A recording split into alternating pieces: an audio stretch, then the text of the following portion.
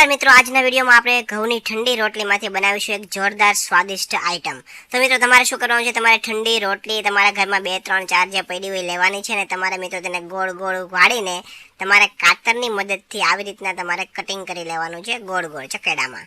અને હવે મિત્રો વ્યવસ્થિત બધી રોટલીનું કટિંગ થઈ જાય ત્યારબાદ તમારે એક વાસણની અંદર તેલ ગરમ કરવા માટે મૂકવાનું છે, કેમ કે આપણે વઘાર કરવાનું છે એટલે 3 થી 4 પાવડા જેટલું તેલ મૂકવાનું છે। અને હવે જ્યારે તેલ ગરમ થઈ જાય ત્યારબાદ તમારે તેની અંદર રાઈ, ત્યારબાદ થોડું જીરું, ત્યારબાદ હિંગ અને ત્યારબાદ તમારે ડુંગળીનું ઝીણું કટિંગ તમારે તેની અંદર ઉમેરી દેવાનું છે। અને આ બધું છે વ્યવસ્થિત તમારે મિક્સ કરી લેવાનું છે ચમચાની મદદથી। હવે મિત્રો બધું મિક્સ થઈ જાય ત્યારબાદ હવે તમારે તેની અંદર ઝીણું મરચાંનું કટિંગ પણ તમારે ઉમેરવાનું છે અને ફરીથી તમારે બધું મિક્સ કરી લેવાનું છે, ધીમા તાપે બધું તમારે કરવાનું છે। હવે ત્યારબાદ તમારે મિત્રો ટામેટાનું ઝીણું કટિંગ કરવાનું છે અને એ પણ તમારે તેમાં ઉમેરી દેવાનું છે અને બધું મિક્સ કરી લેવાનું છે। આટલું થઈ જાય ત્યારબાદ હવે મિત્રો સ્વાદ પ્રમાણે તમારે તેની અંદર મીઠું ઉમેરવાનું છે, ત્યારબાદ તમારે થોડી હળદર નાખવાની છે, ત્યારબાદ જે ચટણી આવે આપણે મરચાંની એ તમારે લાલ ચટણી નાખવાની છે અને વ્યવસ્થિત તમારે બધું મિક્સ કરી લેવાનું છે।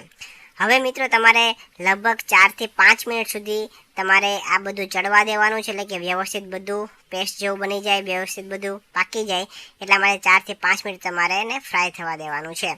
હવે મિત્રો ત્યાં સુધીની અંદર તમારું નામ અને તમારા ગામનું નામ કોમેન્ટ કરીને જણાવી દો, જેથી કરીને અમે તમને સ્પેશિયલ થેન્ક્સ કહી શકીએ।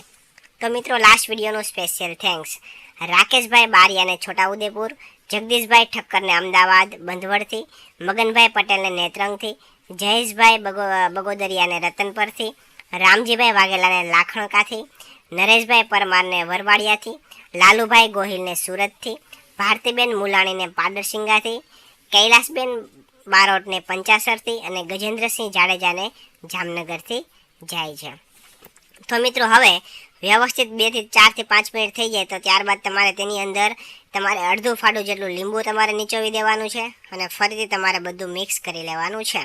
અને હવે મિત્રો તેની અંદર તમારે પેલી જે રોટલીનું આપણે કટિંગ કરેલું છે એ કટિંગ તમારે તેની અંદર ઉમેરી દેવાનું છે અને લગભગ 2 થી 3 મિનિટ સુધી તમારે આ બધું મિક્સ કરવાનું છે, એટલે કે રોટલીની અંદર આ બધો મસાલો મિક્સ થઈ જાય, ભળી જાય। ત્યારબાદ મિત્રો તમારે શું કરવાનું છે, તેના ઉપર તમારે લીલા ધાણા એટલે કે કોથમરી ઉમેરવાની છે અને તમારે બધું મિક્સ કરી દેવાનું છે। અને હવે તમારે ગેસ બંધ કરી દેવાનો છે અને હવે જે આ વસ્તુ બનીને તૈયાર થઈ ગઈ છે મિત્રો તેને તમારે અલગ ડીશની અંદર લઈ લેવાની છે।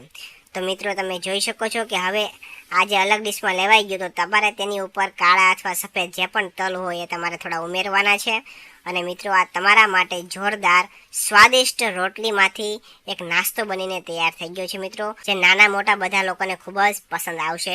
તો મિત્રો તમે ઘરે એકવાર અવશ્ય ટ્રાય કરજો, આ રોટલીને ફેંકી દેવાને બદલે તમે આવી રીતના ઠંડી રોટલીમાંથી જોરદાર સ્વાદિષ્ટ નાસ્તો બનાવી શકો છો। તો જો તમને અમારો આ વિડીયો પસંદ આવ્યો હોય તો વિડીયોને લાઇક કરજો, શેર કરજો અને આવા જ નવા વિડીયો જોવા માટે અમારા ફેસબુક પેજને ફોલો કરી દેજો અને યુટ્યુબ ચેનલને પણ સબસ્ક્રાઈબ કરી દેજો।